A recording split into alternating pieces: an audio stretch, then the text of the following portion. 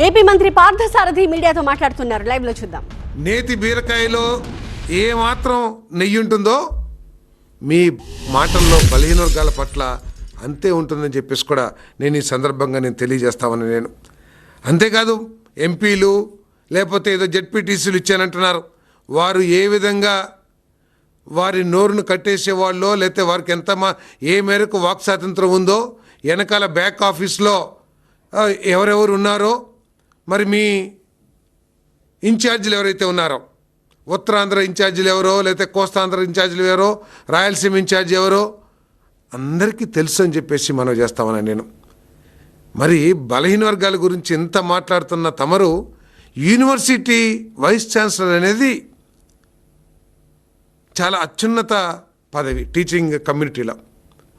మీరు ఎప్పుడైనా సరే ఒక్క బలహీన వర్గ వ్యక్తికైనా సరే ఒక వైస్ ఛాన్సలర్ పోస్ట్ ఇచ్చారా అని చెప్పేసి అడుగుతా ఉన్నా నేను. నేతి బీరకాయలు నెయ్యి ఎంత ఉంటుందో మీ మాటల్లో కూడా బలహీన వర్గాలకి న్యాయం అంతే ఉంటుందని చెప్పేసి కూడా నేను ఈ సందర్భంగా తెలియజేస్తాను నేను. అంతేకాదు ఈ అసైన్మెంట్ భూముల్ని ఫ్రీ హోల్డ్ అని చెప్పేసి ఎన్ని లక్షల ఎకరాలు బలహీన వర్గాలకి చెందింది, దళితులకి చెందిన భూముల్ని మీరు మీ నాయక గణం దోచేసుకున్నారో కూడా ఈరోజు చెప్పమని చెప్పేసి కూడా నేను అడుగుతా ఉన్నాను.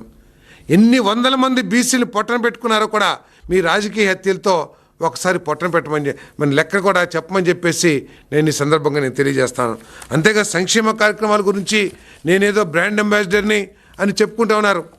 మీరు ప్రతి విషయంలో కూడా మీరు ఈ రాష్ట్ర ప్రజలు మోసం చేశారని చెప్పేసి మనం చేస్తా ఉన్నాను. మాట తప్పను మడమ తిప్పను అనేది ఒకేదో క్యాప్షన్గా చూపించి ప్రజల్ని మభ్యపెట్టారని చెప్పేసి అడుగుతా ఉన్నాను.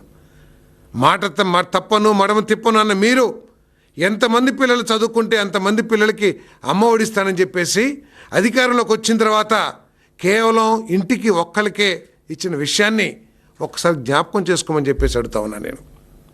అంతేకాదు నేను ఇంకొక విషయం కూడా అడుగుతా ఉన్నా నేను. అమ్మ ఒడి ద్వారా చదువుకున్నారు, లేకపోతే మీరు చెప్పే విద్యా దీవెన లేకపోతే ఫీజు రింబర్స్మెంట్ ద్వారా చదువుకున్నారు.